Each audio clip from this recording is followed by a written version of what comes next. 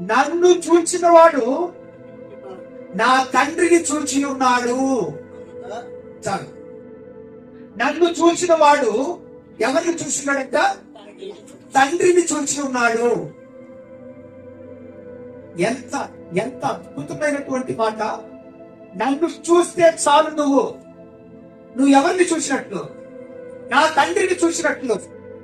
నా తండ్రి చేసే ప్రతి అద్భుత కార్యాలను నేను కూడా చేయగలుగుతున్నాను. నా తండ్రిలో ఉన్నటువంటి ప్రేమ, నా తండ్రిలో ఉన్నటువంటి క్షమించే గుణము, నా తండ్రిలో ఉన్నటువంటి ప్రతి సత్ప్రవర్తన నాలో నువ్వు చూడవచ్చు.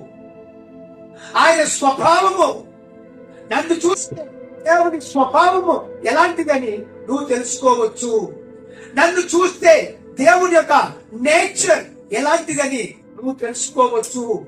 కాబట్టి నన్ను నువ్వు చూస్తే నా తండ్రిని నువ్వు చూసినట్లు.